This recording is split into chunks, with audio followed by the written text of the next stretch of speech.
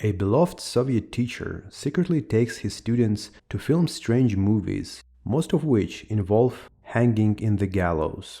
He has been doing this for years, but some of his students simply disappear. In this video, I will tell you about the horrifying case of Anatoly Slivko. Hi friends, you're watching the Notorious channel, and before going into this video I want to warn you that some of the footage that will be shown is very disturbing. Most of it will be censored, but still viewer discretion is advised. As always, if you'll find this video interesting, please leave a like and maybe subscribe at the end, and let's begin. Anatoly Slivko was born on December 28, 1938 in the city of Izberbash in Dagestan. His family lived modestly. Anatoly lived with his father, mother, and older brother, Andrei. While his parents had constant arguments, their fights started even before the birth of their younger son. After another scandal, Slivko's mother, while still pregnant with him, tried to provoke a miscarriage. As a result, she went into the premature labor, but the doctors managed to save the child's life. Young Slivko grew up as introverted, quiet, and sickly boy. He hardly had any friends among his peers. He avoided noisy children's companies and preferred to stay at home. There, the boy found a hobby. He started breeding rabbits, which he would later slaughter and eat himself. One of Slivko's most vivid childhood memories took place during the war years. In 1942, when Anatoly was only 4 years old, he witnessed a German soldier shooting a little boy who was trying to protect his dog from a bullet. Later, Slivko admitted that he didn't remember the actual moment of the murder, but he was forever marked by the image of the German soldier wiping the blood of his shiny black boots on the clothes of a child he killed. After completing school, Anatoly joined the army, serving in the Far East. During this time, Slivko's parents moved to the city Nevinomysk, where their son arrived shortly after his demobilization. Nevinomysk was an average town in the southern part of Soviet Russia. It is located not far from a Black Sea. He quickly settled into the new city, graduated from a chemical technological college, and found a job as an operator at a local nitrogen fertilizer plant. However, Slivko dreamed of a completely different career. He wanted to work with children, driven by motives far from noble. In 1961, while still in the army, 23-year-old Anatoly witnessed a horrifying scene. A drunken man on a motorcycle crashed into a crowd of children. Several teenagers were injured, and one of them died on the spot. The sight of the body, wearing polished black boots and pioneer's necktie, unexpectedly aroused excitement in Slivko, and this shocked him. In future, he constantly and fondly remembered this incident. But these thoughts scared him. Anatoly even decided to move to the city of Nevinomysk, far away from the scene of the incident, hoping that these thoughts would leave him if he did so. However, at the time there were no psychiatrists at the places where he was stationed, and Slivko didn't dare to go to a regular doctor with his problem.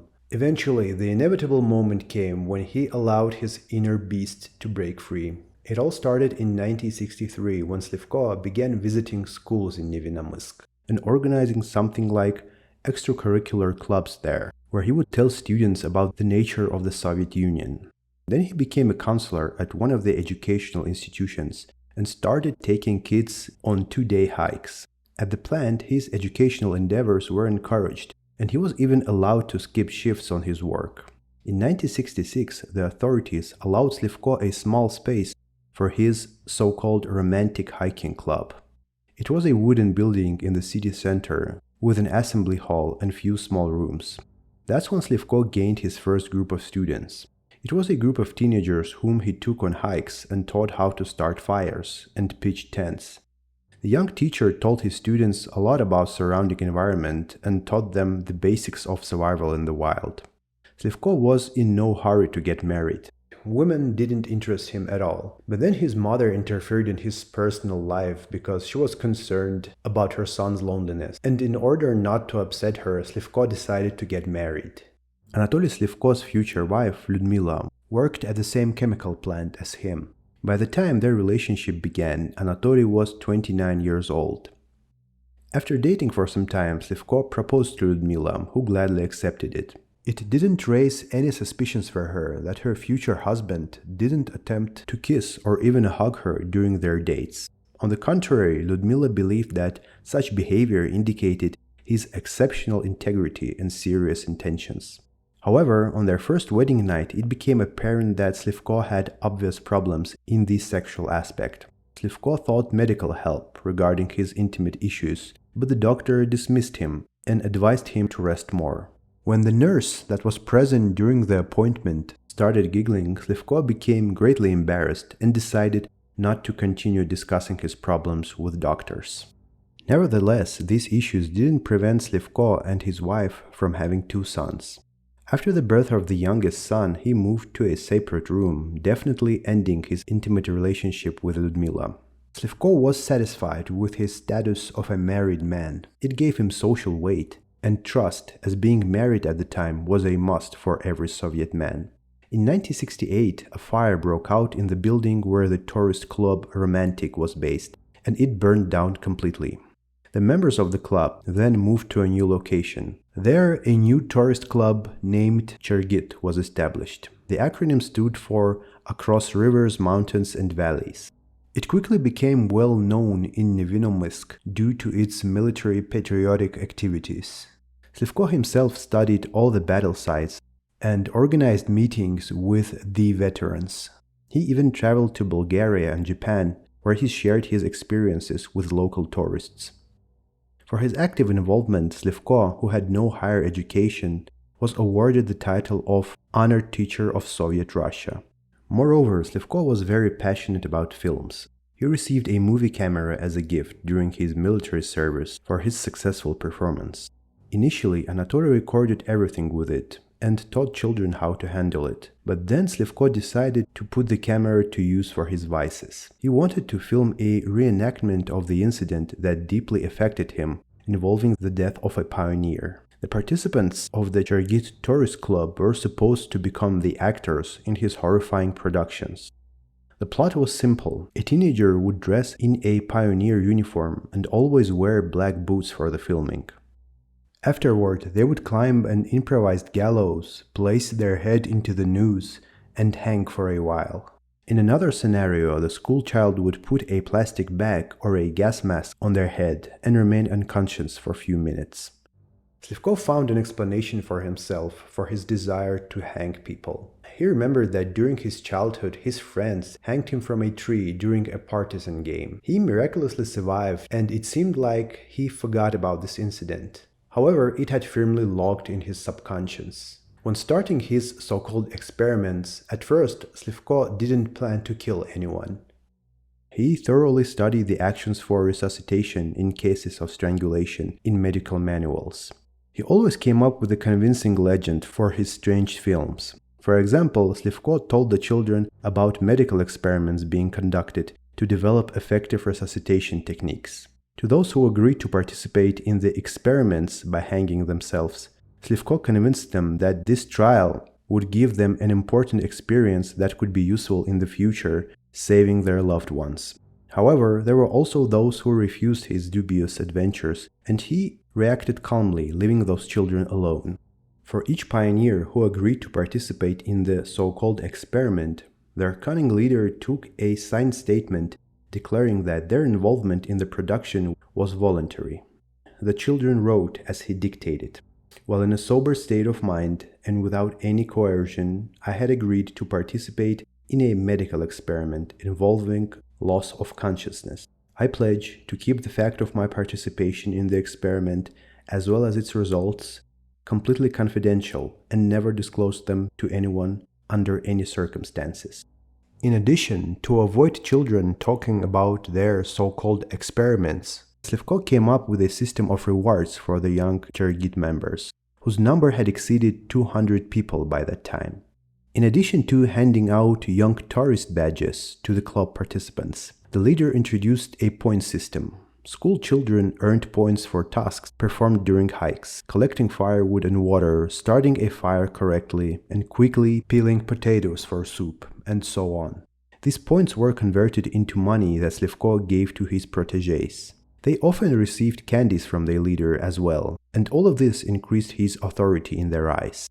As a result of asphyxiation during the experiments, many of the Slivko's victims experienced temporary memory loss, just like he did in his childhood. To ensure that the children didn't talk too much, in addition to the signed statement, Slivko would bribe them with money. He could give a teenager 25-30 rubles for the experiment, which was equivalent to a monthly salary on his position.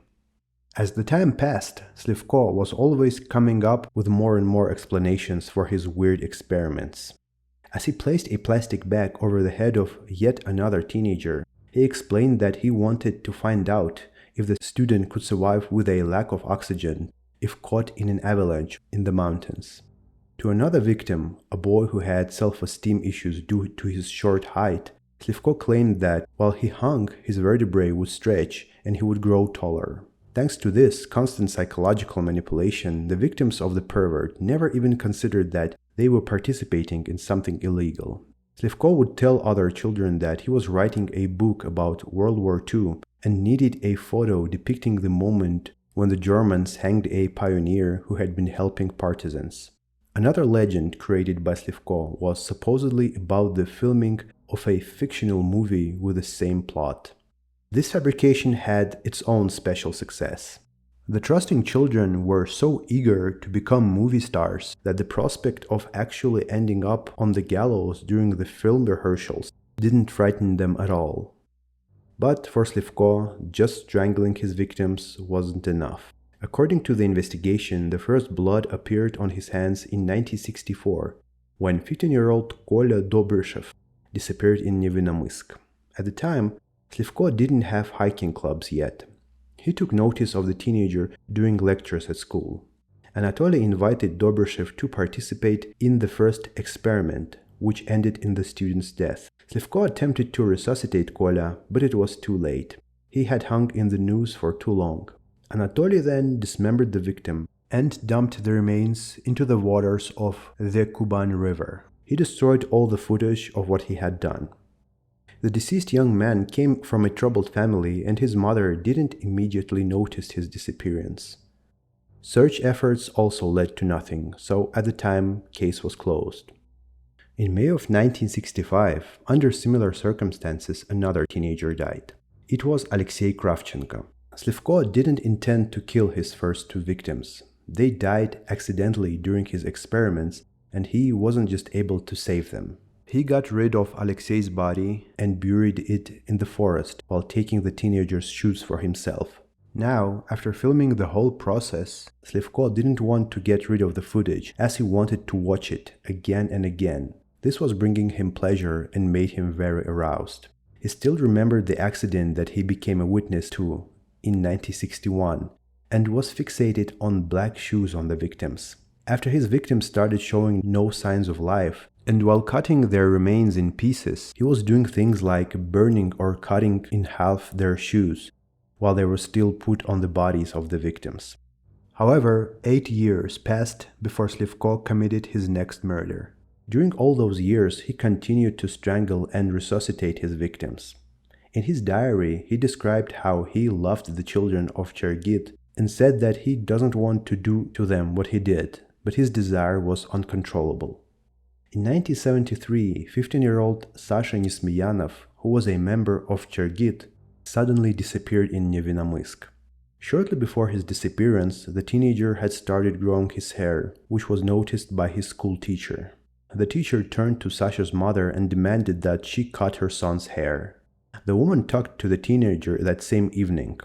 Sasha confided his mother and told that he was preparing for a film shoot, but asked her to keep it a secret. However, his mother still passed this information to the teacher. The teacher mocked the schoolboy in front of the whole class, saying, "Look, we have an actor here." Sasha harbored a deep resentment towards his mother, and that same day he left home saying, "That's it, mother, I will never tell you anything." No one saw him alive again. The search of a teenager was unsuccessful. Sasha's mother herself made attempts to find her son for several years. She traveled to several cities and contacted various authorities, but still nothing. The child seemed to have vanished into thin air. Even the photos of Sasha shown on national television didn't help. Meanwhile, Slivko himself provided the investigation with Alexander's photograph, attempting to demonstrate his direct involvement and concern for the fate of the boy from his club. When Sasha's mother approached Slivko for information about her son, he convinced her that he didn't know where Sasha was. He said that he was very surprised that the authorities didn't come to him right away. Sasha was killed by Slivko deliberately by strangulation.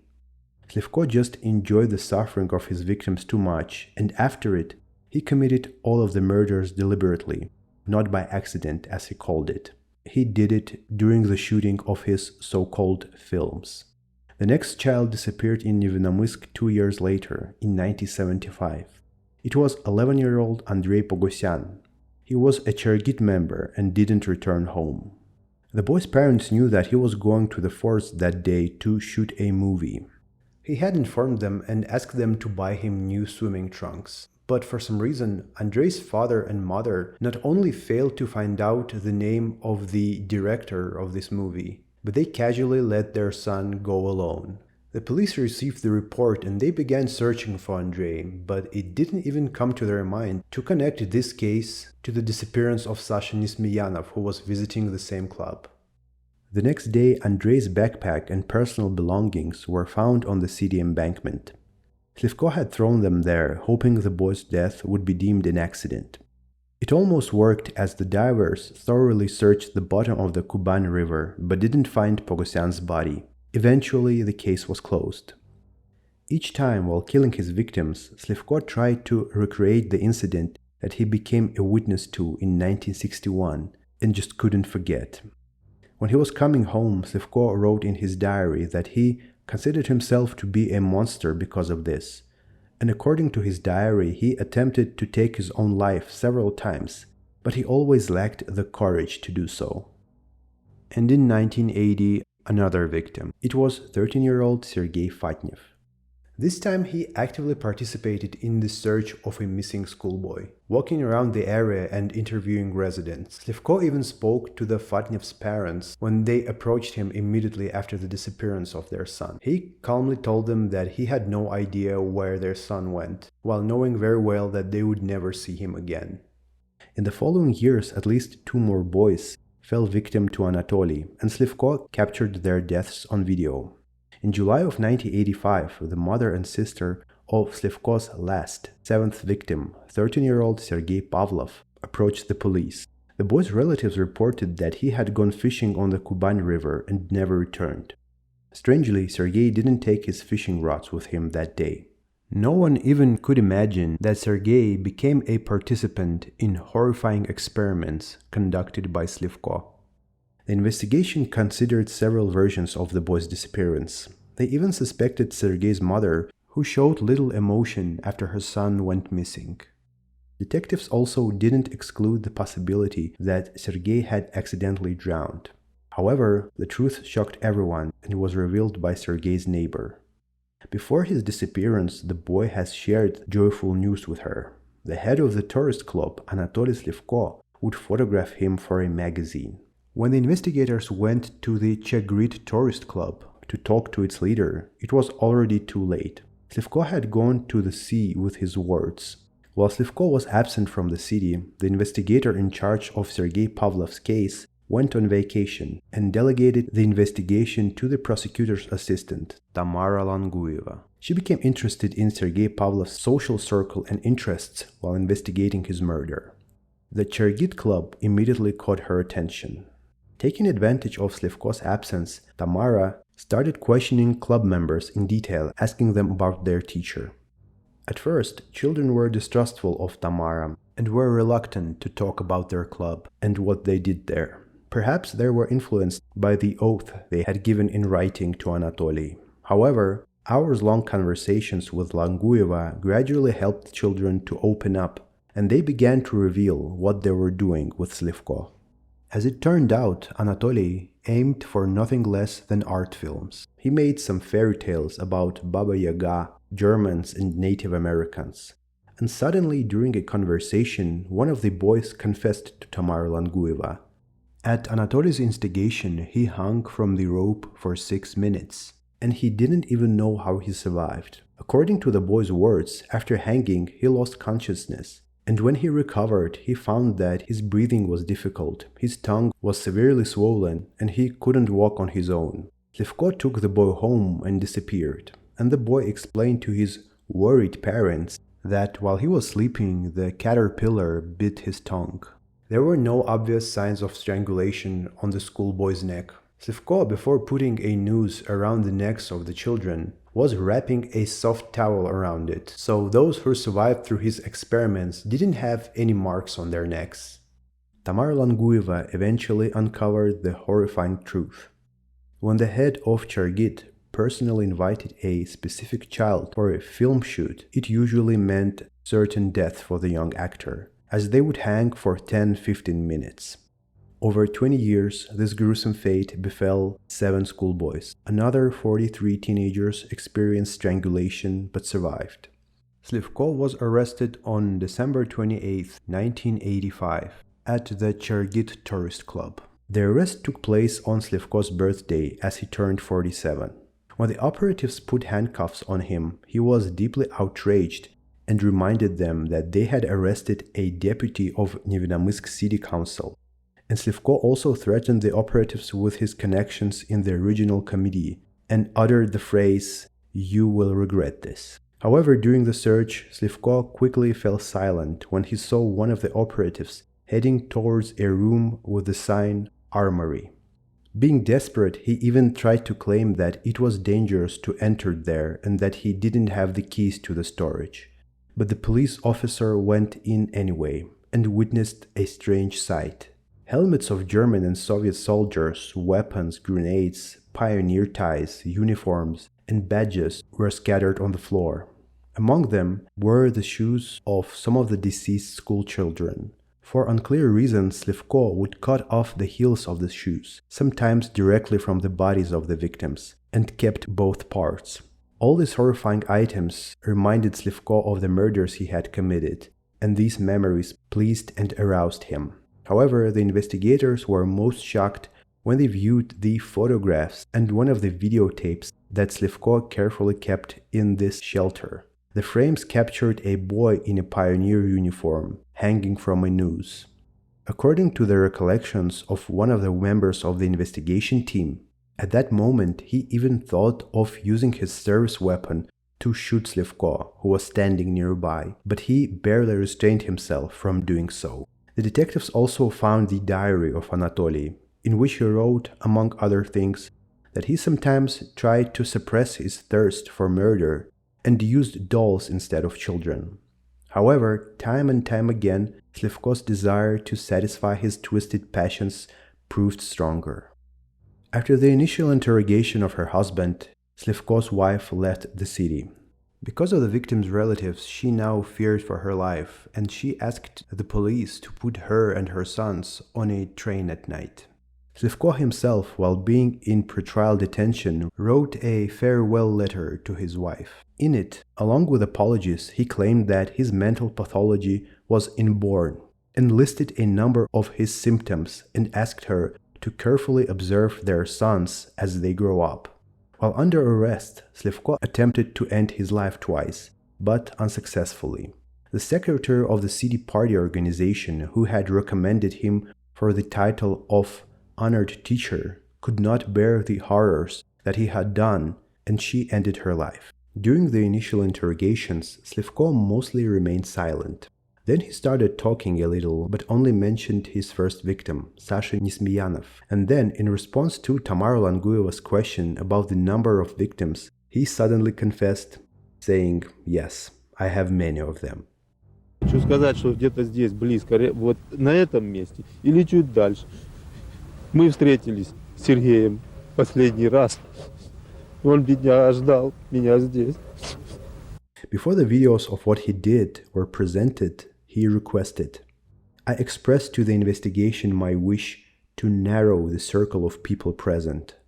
What will be shown now even disgraces the whole human race. I saw it once, and it cannot be washed away or forgotten. It only goes away with death. I am afraid that people will watch this."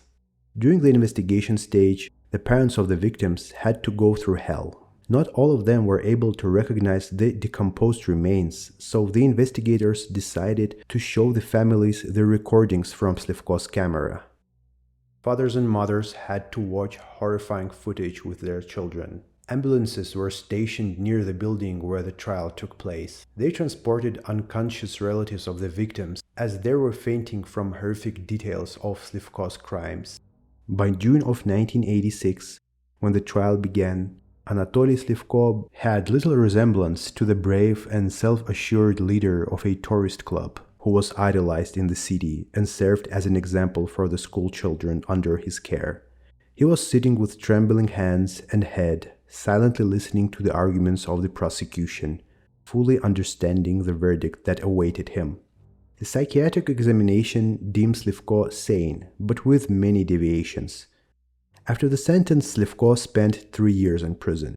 During this time, doctors had the opportunity to create a profile of the psychopath.